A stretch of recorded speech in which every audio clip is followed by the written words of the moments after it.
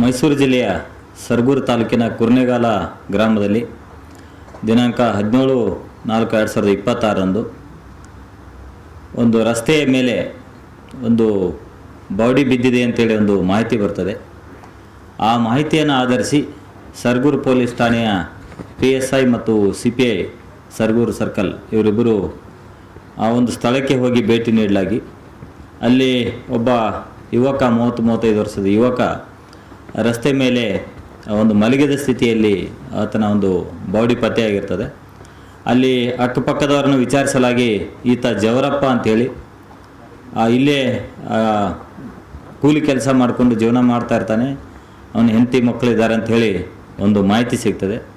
ಆ ಮಾಹಿತಿಯನ್ನು ಆಧರಿಸಿ ಆತನ ಸಂಬಂಧಿಕರು ಹೆಂಡತಿ ಮತ್ತು ಅವರ ಬ್ರದರ್ ರವಿ ಅಂತೇಳಿ ಇವರನ್ನು ಬರಮಾಡಿಕೊಂಡು ಅಲ್ಲಿ ಆ ಒಂದು ವಿಷಯದ ಬಗ್ಗೆ ಅವರಿಗೆ ತಿಳಿಸಿದಾಗ ಅವರು ರವಿ ಅಂಥೇಳಿ ಏನು ಜವರಪ್ಪ ಇದ್ದಾನೆ ಆತನ ಒಂದು ಸಹೋದರ, ಈತ ಒಂದು ಕೊಲೆ ಪ್ರಕರಣವನ್ನು ಸರಗೂರು ಪೊಲೀಸ್ ಠಾಣೆಯಲ್ಲಿ ದಾಖಲು ಮಾಡ್ತಾರೆ.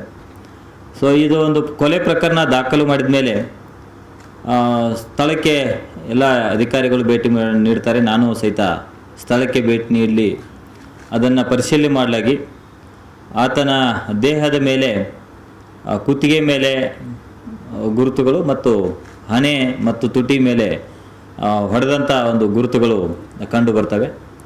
ಸೊ ಇದು ಯಾವುದೋ ಒಂದು ಉದ್ದೇಶಕ್ಕೆ ಈ ಒಂದು ಮರ್ಡರ್ ಮಾಡಿದ್ದಾರೆ ಅಂತೇಳಿ ಮೇಲ್ನೋಟಕ್ಕೆ ಕಂಡು ಬರ್ತದೆ.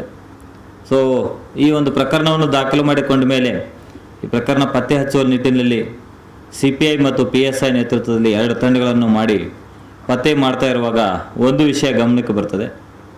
ಹಿಂದಿನ ದಿನ ಅಂದರೆ 16ನೇ ತಾರೀಕು ಸಂಜೆ ಒಂದು ಸಮಯದಲ್ಲಿ ಹೆರಿಯಾಲ ಗ್ರಾಮದ ಒಂದು ಬಾರ್ ಒಂದರಲ್ಲಿ ಈತ ಜವರಪ್ಪ ಮತ್ತು ಒಬ್ಬ ಸ್ನೇಹಿತನ ಜೊತೆ ಆತ ಅಲ್ಲಿ ಬಾರ್ ಅಂಗಡಿಗೆ ಹೋಗಿ ಕುಡಿಲಿಕ್ಕೆ ಹೋಗಿದ್ದ ಅಂತೇಳಿ ಒಂದು ಮಾಹಿತಿ ಸಿಗ್ತದೆ. ಸೊ ಅಲ್ಲಿ ಸಹಿತ ನಾವು ಹೋಗಿ ಪರಿಶೀಲನೆ ಮಾಡಲಾಗಿ ಕೆಲವೊಂದು CCTV ಫುಟೇಜ್ಗಳು ನಮಗೆ ಸಿಗ್ತವೆ. ಆ ಒಂದು ಫುಟೇಜನ್ನು ಆಧರಿಸಿ ನಾವು ಪತ್ತೆ ಮಾಡಿದಾಗ ಒಬ್ಬ ಆರೋಪಿತ ಸಿದ್ದೇಶ್ ಅಂತೇಳಿ ಈತನನ್ನು ನಾವು ದಸ್ತಗಿರಿ ಮಾಡ್ತೀವಿ. ದಸ್ತಗಿರಿ ಮಾಡಿದ ಮೇಲೆ ಈ ಒಂದು ಪ್ರಕರಣದ ಒಂದು ನಿಜಾಂಶ ಹೊರಗೆ ಬರ್ತದೆ. ಸೊ ಏನು ಮೃತ ಜವರಪ್ಪ ಸುಮಾರು 9 ವರ್ಷಗಳ ಹಿಂದೆ ಅಮೃತ ಅನ್ನೋರ ಜೊತೆ ಮದುವೆ ಆಗಿರ್ತಾನೆ. ಆ ಗಂಡ ಹೆಂಡತಿ ಇಬ್ಬರು ಮೊದಲು ಅನನ್ಯವಾಗಿರ್ತಾರೆ. ತದನಂತರದಲ್ಲಿ ಇಬ್ಬರ ಮಧ್ಯೆ ಸ್ವಲ್ಪ ಆವಾಗವಾಗ ಗಲಾಟೆ ಆಗ್ತಾ ಇರ್ತದೆ. ಕಳೆದ 2 ವರ್ಷಗಳ ಅವಧಿಯಲ್ಲಿ ಮೃತ ಜವರಪ್ಪ ಮತ್ತು ಏನು ಆರೋಪಿ ಸಿದ್ದೇಶ್ ಇದ್ದಾನೆ ಈತನ ಮಧ್ಯೆ 2-3 ವಿಚಾರದಲ್ಲಿ ಇಬ್ಬರಿಗೆ ಒಂದು ಗೆಳೆತನ ಆಗ್ತದೆ. ಗೆಳೆತನ ಆದಮೇಲೆ ಇಬ್ಬರು ಸಾಕಷ್ಟು ಸಲ ಜೊತೆಗೆ ಓಡಾಡ್ತಿರ್ತಾರೆ. ಹೀಗೆ ಓಡಾಡ್ತಾ ಇರುವಾಗ ಒಂದು ಸಲ ಈತ ಮೇಸ್ತ್ರಿ ಕೆಲಸ ಮಾಡ್ಕೊಂಡಿರ್ತಾನೆ ಸಿದ್ದೇಶ್ ಅಂತೇಳಿ. ಒಂದು ಸಲ ಮನೆಯಲ್ಲಿ ಏನೋ ಒಂದು ಕೆಲಸ ಇದೆ ಅಂತೇಳಿ ಮನೆಗೆ ಸಹಿತ ಬಂದಿರ್ತಾನೆ. ಆ ಒಂದು ಮನೆಗೆ ಬಂದಾಗ ಈ ಏನು ಜವರಪ್ಪ ಇದ್ದಾನೆ ಈತನ ಹೆಂಡತಿ ಅಮೃತ ಇವ್ರ ಜೊತೆ ಒಂದು ಅವತ್ತು ಪರಿಚಯ ಆಗಿದ್ದು ನಂತರದಲ್ಲಿ ಮೊಬೈಲ್ ಫೋನ್ ನಾನು ಎಕ್ಸ್ಚೇಂಜ್ ಮಾಡಿಕೊಂಡು ತದನಂತರದಲ್ಲಿ ಮೃತನ ಹೆಂಡತಿ ಅಮೃತ ಮತ್ತು ಆರೋಪಿ ಸಿದ್ದೇಶ್ ಇವರಿಬ್ಬರು ಫೋನ್ನಲ್ಲಿ ಸತತವಾಗಿ ಸಂಪರ್ಕದಲ್ಲಿದ್ದರು. ಇತ್ತೀಚೆಗೆ ಕೆಲವು ದಿನಗಳ ಹಿಂದೆ ಇನ್ನಷ್ಟು ಅನ್ಯೋನ್ಯವಾಗಿ ಈತ ನಮ್ಮ ಒಂದು ಪ್ರೀತಿ ಪ್ರೇಮಕ್ಕೆ ಅಡ್ಡಿ ಬರ್ತಾನೆ ಅಂತೇಳಿ ಗಂಡನನ್ನು ಏನಾದರೂ ಸಾಯಿಸಬೇಕಂತೇಳಿ ಇಬ್ಬರು ಒಂದು ತೀರ್ಮಾನ ಮಾಡಿ 9 ದಿನಗಳ ಹಿಂದೆ ಅಮೃತ ತನ್ನ ಮಕ್ಕಳನ್ನ ಕರ್ಕೊಂಡು ತವರು ಮನೆಗೆ ಹೋಗಿರ್ತಾಳೆ. ಅದಾದಮೇಲೆ 16ನೇ ತಾರೀಕು ಜವರಪ್ಪ ಏನಿದ್ದಾನೆ ಈತ ತನ್ನ ಹೆಂಡತಿಗೆ ನೋಡ್ಬೇಕಂತೇಳಿ ಹೋಗಿರ್ತಾನೆ. ಆ ಒಂದು ಮಾಹಿತಿಯನ್ನು ಹೆಂಡತಿ ಈತ ಆರೋಪಿ ಸಿದ್ದೇಶಿಗೆ ಕೊಟ್ಟಿರ್ತಾಳೆ.